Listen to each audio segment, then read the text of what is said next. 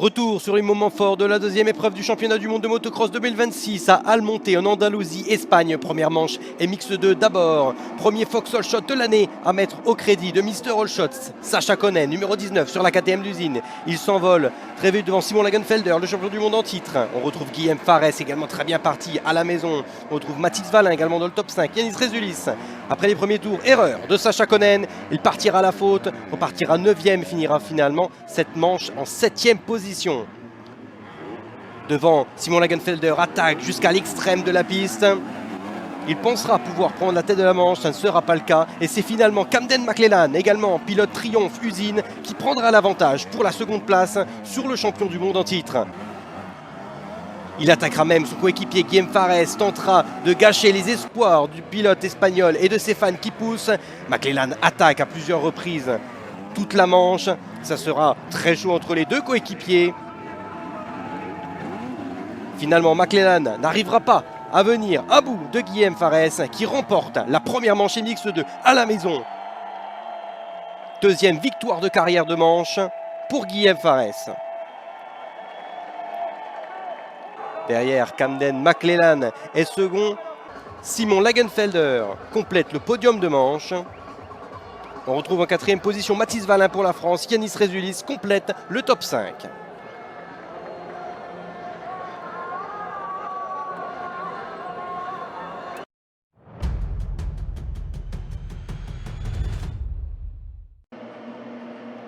En seconde manche MX2, les choses ne se passent pas pareil pour Guillaume Farès, tout à droite de l'écran, qui sera quasiment immédiatement éliminé de cette manche après un problème de vitesse sur sa triomphe d'usine. Pendant ce temps, Simon Lagenfelder signe le Fox All Shot, mais Sacha Konen prend la tête très rapidement dans la première ligne droite. Camden McLellan est bien placé. On retrouve également Valerio Lata, Liam Evers dans le top 5.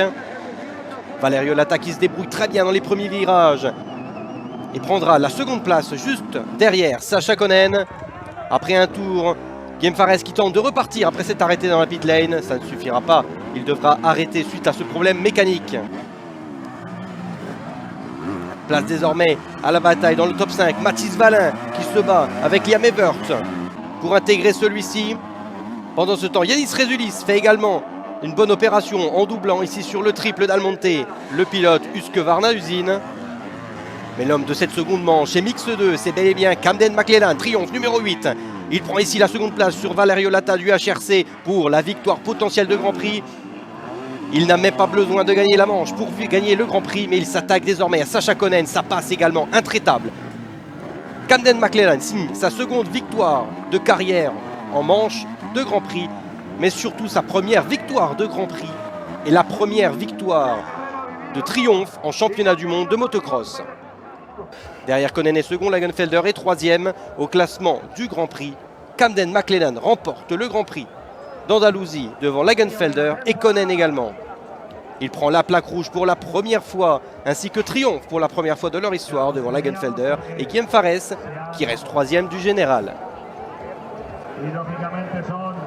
Cela faisait 8 ans que le drapeau sud-africain n'avait pas été brandi au sommet d'un Grand Prix de motocross depuis Calvin Vlanderen. Camden McLellan qui savoure désormais pour la première fois de sa carrière la plaque rouge du leader du championnat. Ça faisait longtemps depuis la dernière victoire de manche à Arco l'année dernière. Je sais pas, cette année il y a juste quelque chose qui se passe bien. Je me sens bien sur la moto, je suis prêt. J'ai un magnifique groupe de personnes autour de moi et je suis juste content et reconnaissant d'être ici aujourd'hui. Je peux pas remercier assez toute mon équipe. On va essayer de garder cette plaque rouge pour le reste de l'année et faire devenir une plaque numéro 1. Merci à tous.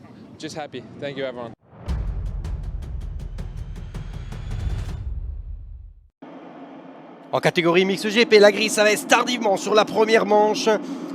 On retrouve aux avant-postes Tom Vial qui signe le Fox All Shot. Il s'envole devant Lucas Konen, Jeff Erling qui sort de la piste, rejoint rapidement, reste dans le top 5. On retrouve également Romain Fèvre bien placé. Au départ, Calvin Vlanderen, Jago Gertz et quelques autres pilotes chutent au premier virage. Premier tour, Lucas Konen attaque directement Tom Vial. Jeff Erlings également prend la roue de son coéquipier. Lucas Konen à l'extérieur qui attaque. Erlings également, ça passe pour Lucas Konen dans un premier temps qui prend la tête de la première manche et Mix GP. Jeff Erlings attaque son coéquipier quelques instants plus tard. Ça passe ici à l'extérieur. Il tente de suivre le rythme du Luca Konen.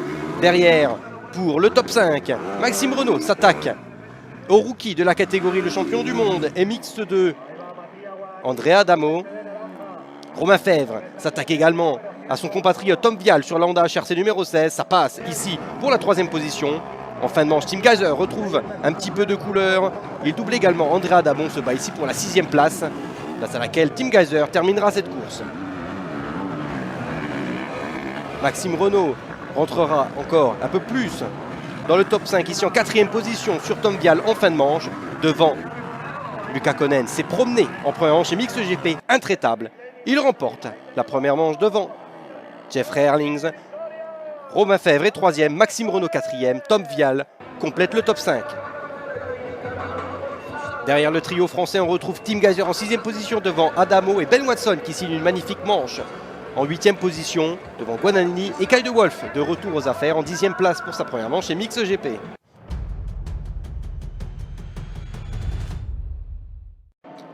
La seconde manche chez Mix GP débute par la chute de Ben Watson dans les tout premiers mètres. Le pilote triomphe repartira fort heureusement devant exploit de Oriol Oliver à la maison en Espagne qui signe son premier Fox Shot de carrière. Le rookie en MXGP, il part devant Luca Konen et tiendra quasiment 2 tours devant le numéro 5.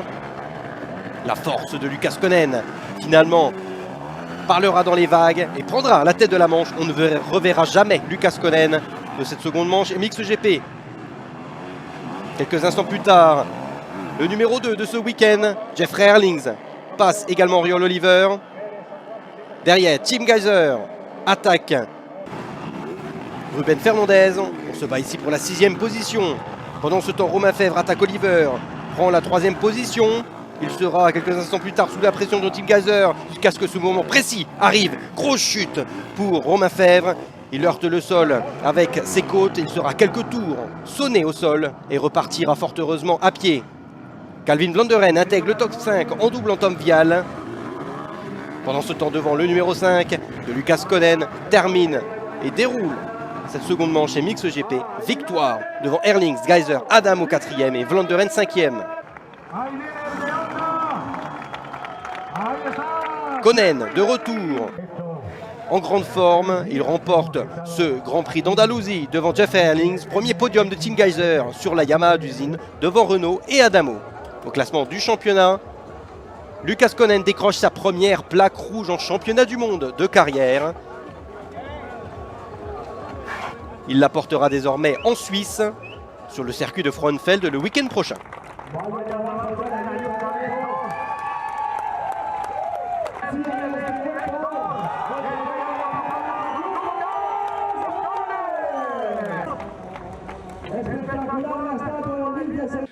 Ouais, c'est ma première plaque rouge, je l'ai jamais eu, que ce soit en 125, 250, MX2 et ça arrive enfin en MXGP, je peux pas le croire, c'est juste super pour moi, je profite du moment, j'espère la garder tout au long de la saison et je peux pas être plus content que ça.